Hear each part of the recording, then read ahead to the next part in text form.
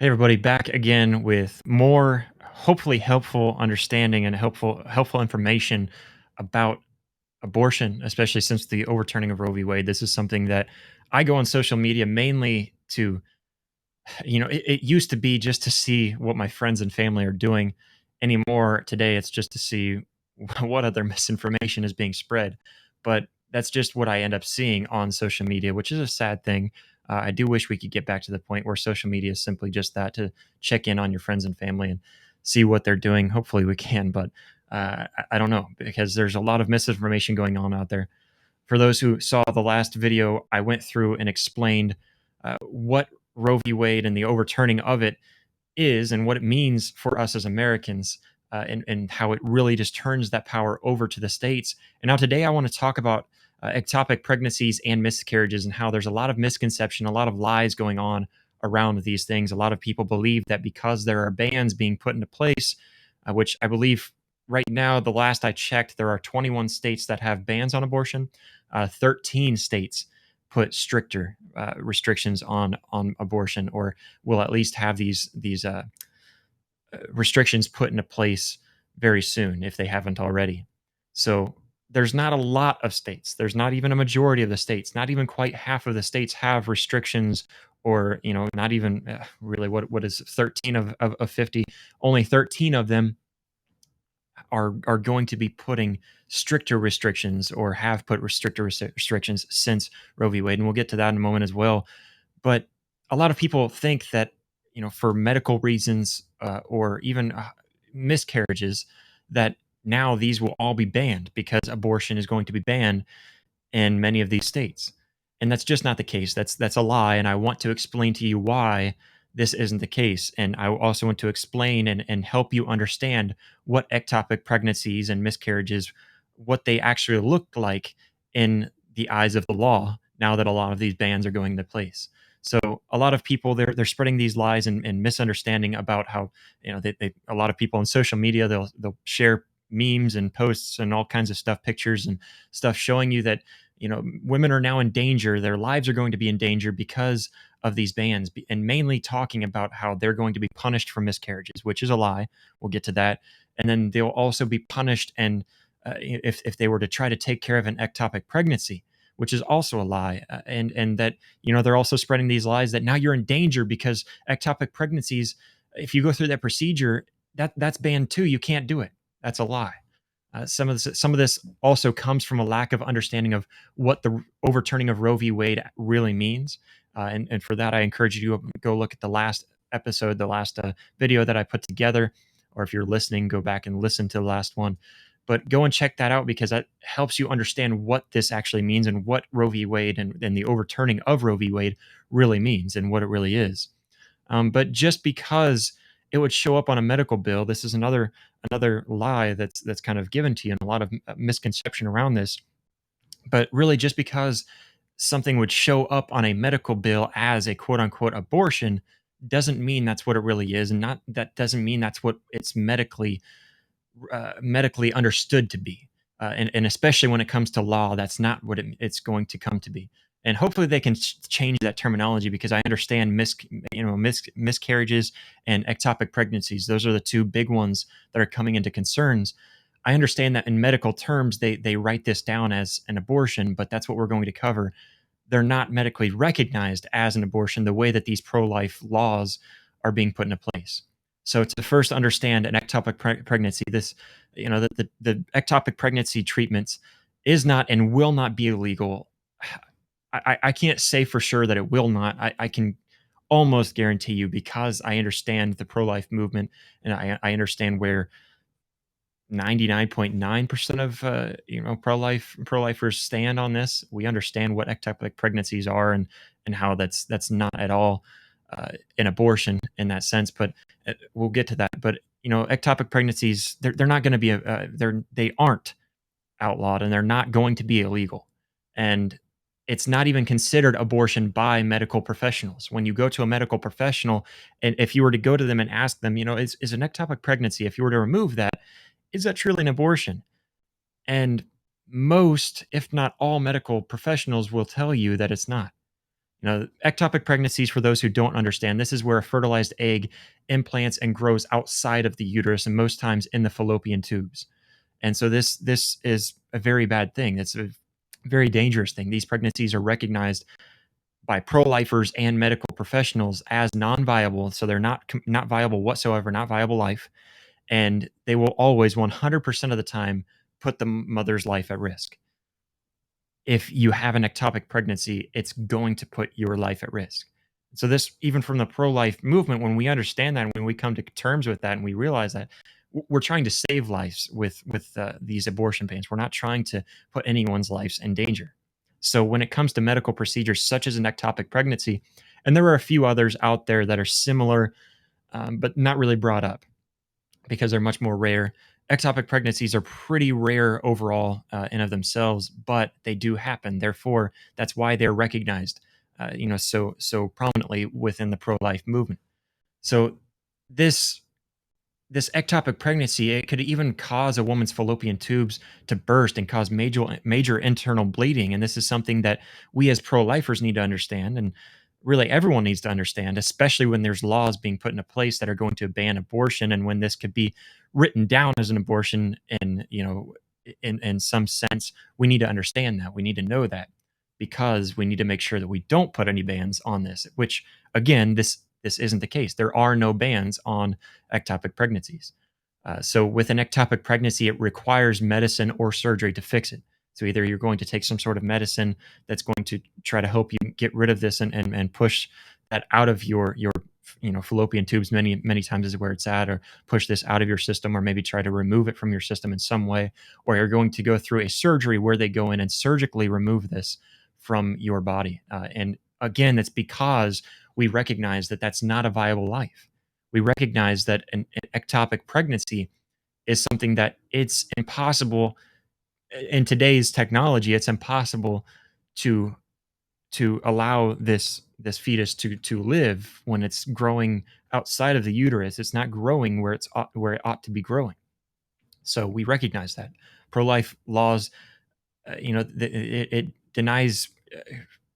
I should rephrase that. Pro-life laws will not and do not deny care to ectopic pregnancies. And again, it's because this is understood to be vastly different than an abortion. So it's not only recognized different as an abortion morally, but it's also it's not just a. I guess I should say it's not just recognized completely different than an abortion by law, but also morally and even medically. So it's not recognized as the same thing as an abortion. For those who are on the pro-choice side, who are trying to fight so hard for abortion to be legal in any stage, when you're using something like this, you have to understand that what you're fighting for is really a losing battle, because we are not putting laws in place that ban ectopic pregnancy procedures. Whatever the case may be, we are not fighting against ectopic pregnancies. And this is understood not to be recognized as an abortion by Live Action, Mayo Clinic, WebMD, and even Planned Parenthood and several other professional, medical professionals. And you look at all of this. Even Planned Parenthood recognizes it not to be an abortion, not to be the same thing as an abortion. It's completely different. It's vastly different, because again, this is not a viable life within the womb that has some sort of chance of becoming life and exiting the womb in a healthy manner to where it can live. There's really, as of right now and as of today's technology, there's 0% chance of us really helping that fetus to live. Now, of course, I'm sure there are many. I've heard of many cases where they're trying to study to see if there's a way that they can maybe try to take that out and replace it back inside of the uterus, or maybe they can try to let it grow so much as to give it a chance to live. But this isn't a case. It's not what's going on right now. It's not what's being pressed for. So most abortion methods can't even be used to treat ectopic pregnancies. We have to understand that. So most abortion methods aren't even the same methods that you would take to treat this, or to go in to try to remove this ectopic pregnancy. It's a total different method. So to understand this, 13 states have abortion bans that took effective immediately or will take effect very soon since the overturning of Roe. So 13 states have these abortion bans that are kind of upping the game a little bit and making stricter laws, as I mentioned before. And the wording in all of these abortion bans states clearly, and this comes from Georgia's new bill directly, that any such act shall not be considered an abortion if the act is performed with the purpose of removing a dead unborn child caused by spontaneous abortion or removing an ectopic pregnancy. So again, that's from Georgia's new bill directly, which I believe will take place soon. It has not taken place yet as of today when I'm speaking. So every single one of these 13 states that have put even stricter abortion bans, they recognize ectopic pregnancies as being something completely different than abortion. They are not putting bans on ectopic pregnancies or anything that's really in the medical arena as in, okay, so if this is happening and the woman's life is at stake, are we allowed to say that that's not you're not allowed to abort the child either? Again, those are not recognized as abortion. Those are recognized totally different. Again, as a pro-life on the pro-life side, we are fighting for life. We are fighting for the life to be able to live on. So therefore, we're not going to choose between one life or the other. We're going to open that up and say that we want to make sure that we preserve any life, that being the mother's life as well. We do care about the mother. We care about them very much, and that's why we step up even for women who are going through pregnancies by opening things like pregnancy centers that will help them through all of these stages of pregnancy. Now to move on to miscarriages, they will not be banned. This is ridiculous. If this were to be banned, I expect a lot of commotion being raised about this because this is absolutely ridiculous. I have many people in my family, my mother being included, and I hope that this isn't going too far into to mentioning this uh, and even bringing this up. Hopefully, I know this is a very touchy subject, and it is within my family as well. That you have to understand that any woman out there is very, very likely to have a miscarriage. They very easily could have a miscarriage, and we have to understand that. And really, everyone on the pro life side understands that any woman could have a miscarriage. This is really a natural cause that's causing the baby not to be able, whether it be something medically wrong with the mother, or maybe just something went wrong in the process of the fetus growing, that it had some sort of disconnect there in the process. Whatever it may be, it's all natural. It's something that wasn't caused directly by a doctor or directly by the mother herself. So we on the pro-life movement, this isn't even a question that miscarriages should not be recognized as abortion. It's not the same whatsoever. This misconception is spreading like wildfire, mainly due to women needing a procedure done, which is also used in the first trimester abortions. So it's a procedure that's very similar. Therefore, people believe that because it shows up as an abortion medically because of this procedure, people think that this is going to be outlawed as well, but that's not the case. This isn't the doctor ending the unborn child's life before removing it from the womb. This is the doctor seeing that there's an unborn child that has no life within the womb, therefore takes it out of the womb. So we have to understand that it's a ridiculous statement to say that miscarriages are going to be outlawed, that they're going to be banned. It's ridiculous, and this isn't happening. It won't happen. If it is, I promise you, I will be on your side and fight 100% as much as I can. I will march to the courthouses and protest outside as loudly and peacefully as we can, because that should never be something. This is something that, again, the mother has no control over. This is completely natural, and so this is not going to be banned. It will not be banned. I can guarantee this 100% that it will not be banned, because I think there are enough people in this nation that will stand up with you on that. Now, getting into rape and incest, this is something I want to touch on very quickly. Many states, like Georgia, in their new bill, we mentioned them just a moment ago, they even include that cases of rape and incest shall not be banned or punished. So, abortion for people who are in the case of rape or incest, they will not be punished or have their ability to have an abortion taken away. Now, from the pro-life side, most pro-lifers will say that we're okay. For me, for example, I'll just speak for myself. I'm okay with giving that exception because it happens so very few times. I'm okay with giving that exception by the overall idea of it. Now, the reason why many pro-lifers don't want to give that especially when talking about rape, we don't want to give that option out there is because now we're going to see rape cases really climb through the roof for women who just simply don't want to have this pregnancy. They want to terminate this pregnancy. Therefore, they're going to yeah, they're going to start to accuse people of raping them. They're going to come out there and this Me Too movement is really going to start growing very big if we start to allow that. And I say that with certainty. I think that that's going to happen a lot, especially after seeing a lot of people's arguments for abortion. Now, I understand. I think that it's a horrible thing for a woman to have to go through that pregnancy. I get that. I don't get that. I'm not going to pretend like I do. Uh, I can understand in my brain how that would be a horrible situation to go through. Now, I'll never have to go through that, and I'm sorry that I'm a man, I guess. I don't know how to give that to you, but to say that you ought to end that child's life because of a crime committed by its father is basically giving the death penalty to the victim itself. I think that's a horrible thing to say that this unborn child does not have the right to life now because the father raped the mother. I just don't see exactly how that is now over with the broad concept that we are talking about literal rape instances where we know for 100% that it is rape. I can see us conceding that only because it happens so few times and we're still saving lives. And I think that's something that we can work towards in the future. But as far as rape and incest, most states, many states like Georgia, are going to put exceptions in there for rape and incest. And we have to understand that as well.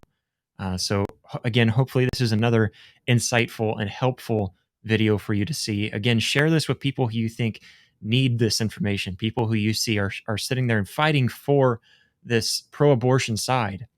Because I think that when we come to terms and recognize abortion as murder, as it is, you are ending the life of an unborn child. When you recognize that science really alludes to life starting at conception. There is no definitive line to draw other than conception. And at the very least, drawing that line at a heartbeat.